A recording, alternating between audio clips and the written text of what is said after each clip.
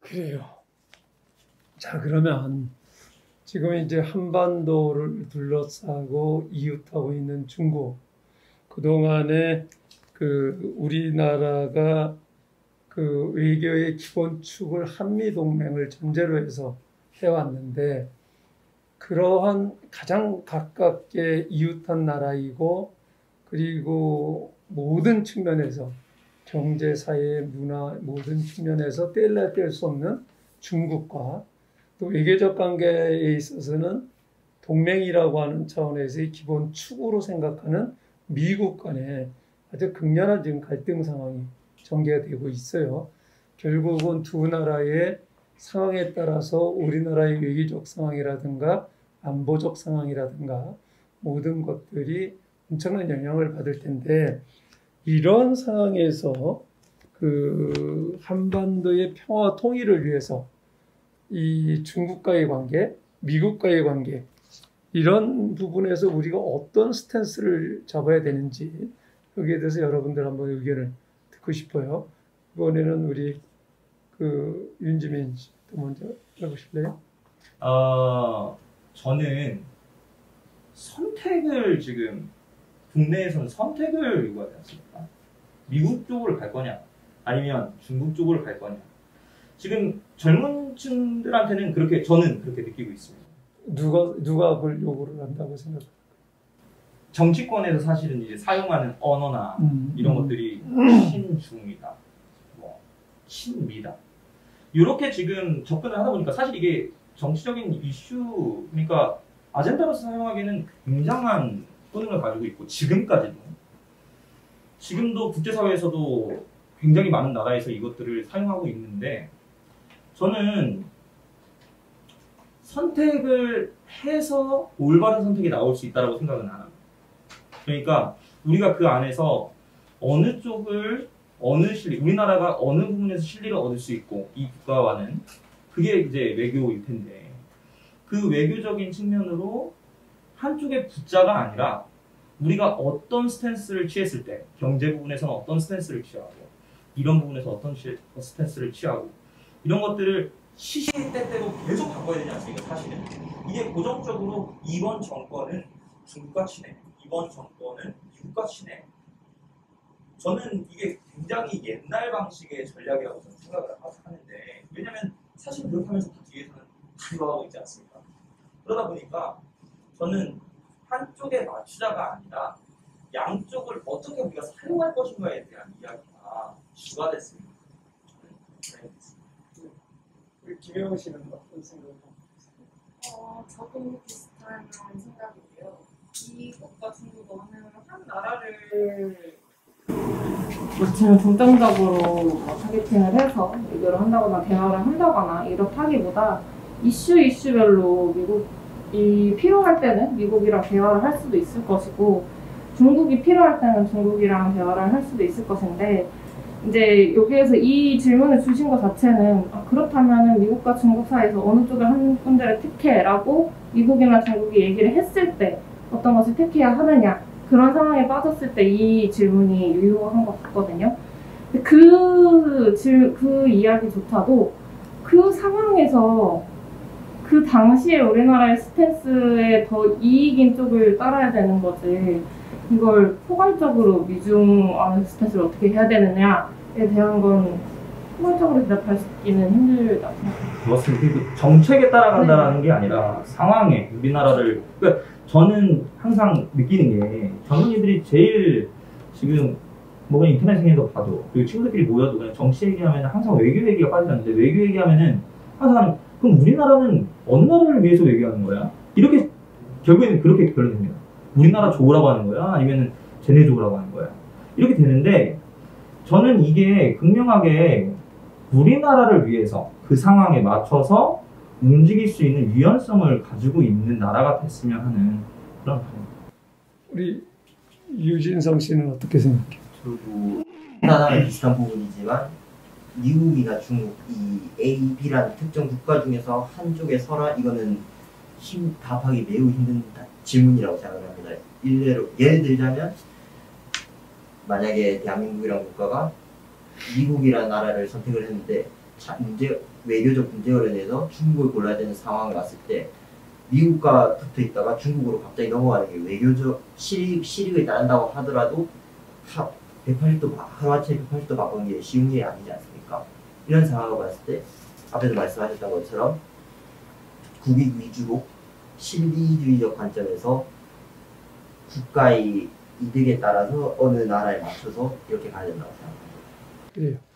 우리 그 민경희 씨는 어떤 생각을 갖고 있어요? 네, 저는 아까 말씀드린 대로 이미 이건 시스템이 됐다고 생각하고 시스템은 사실 이벤트랑 패턴이 계속 반복되는데 여기서 이제 상수랑 변수가 있으면 사실 상수는 이미 중국은 자기네가 뭐 그 베이징 컨센서스라든지 아니면 미국은 워싱턴 컨센서스 이렇게 다 상수화돼 있고 변수가 사실 지금 저희가 계속 논의하는 한국과 북한의 관계라고 생각해요. 그래서 사실 평화 프로세스가 상수가 됐을 때는 그 다음에는 건드리지 못할 텐데 이게 계속 움직이니까 요거를 잘하면 한국이 어디 붙거나 저기 붙거나 이렇게 만들 수 있는 약간 트리거 역할을 만들 수 있기 때문에 그러는 것 같아요. 그래서 저도 이제 실리 외교는 너무 중요하지만 이 패턴을 좀 이해하면 사실 오바마 행정부가 왔을 때 클린턴 행정부 왔을 때 또 갑자기 그 누구였죠? 트럼프 행정부가 왔을 때 이게 계속 변하지만 사실 기존은 안 변했잖아요. 그렇기 때문에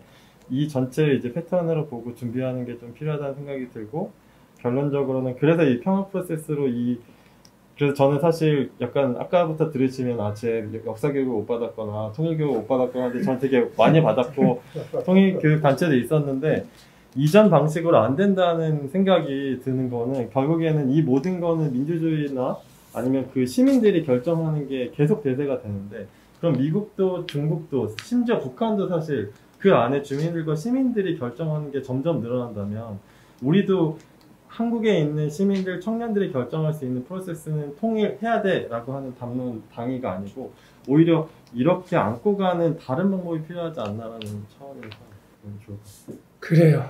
이 시점에서 우리 그 천혜성 차관님 의견을 좀 듣고 싶어요.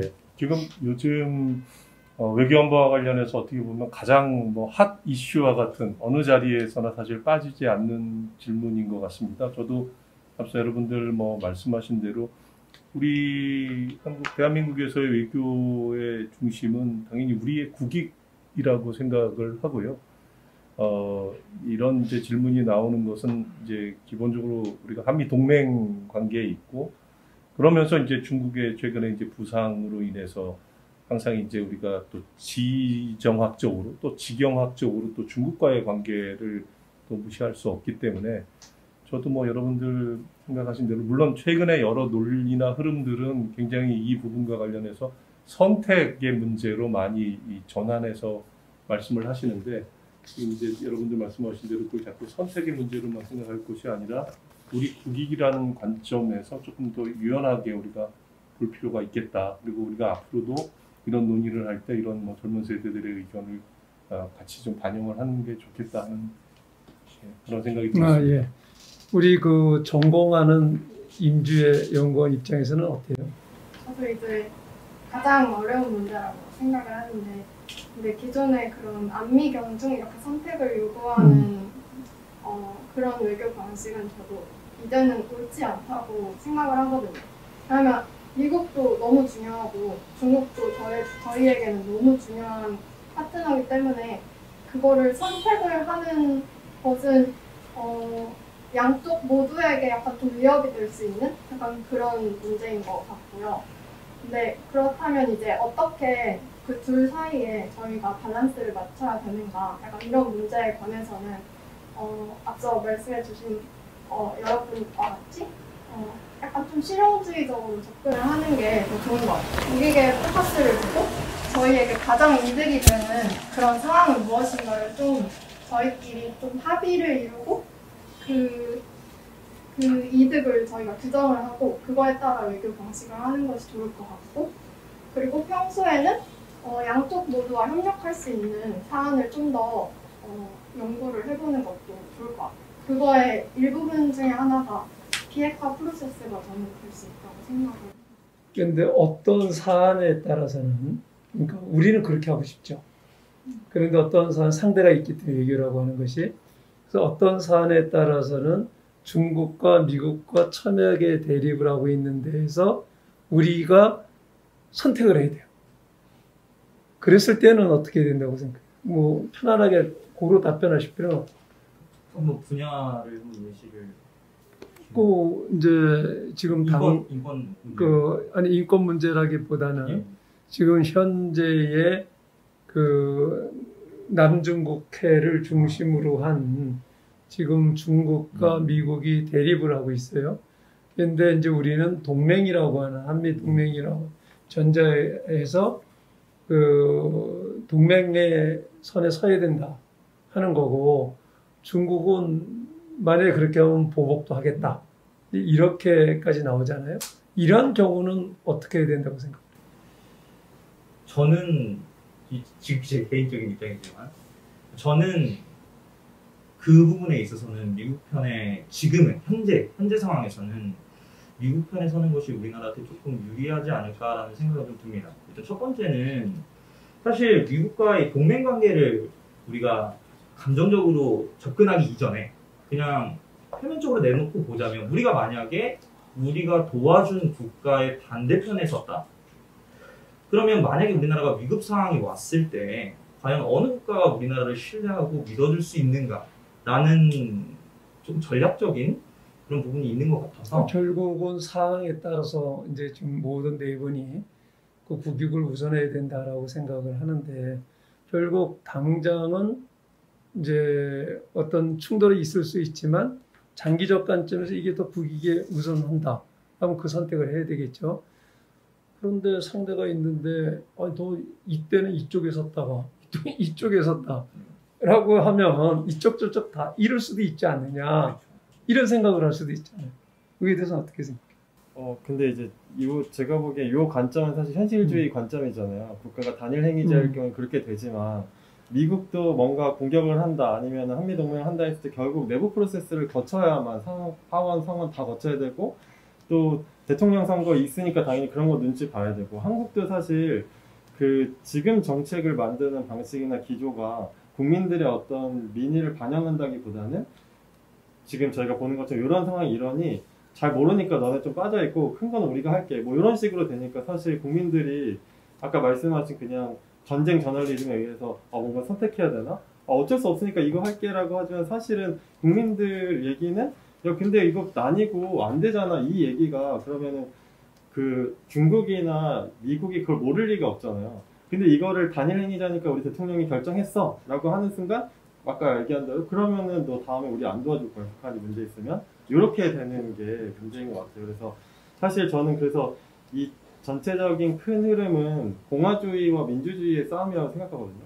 이 공화국을 지키느냐의 문제에 있어서 공화국을 지키기 위해서 마키아벨리처럼 수단과 방법을 가리지 않고 실리 외교든 아니면 비핵화 3천이든 뭐 이런 거 한다는 게 한 축이라면, 오히려 앞으로는 이 민주주의 방식으로 풀어가는 게 이 세계적으로 더 흐름이 맞지 않나. 뭐 중국, 미국, 북한 시민들, 주민들도 이렇게 연결되는 부분이 더 맞지 않을까 생각합니다.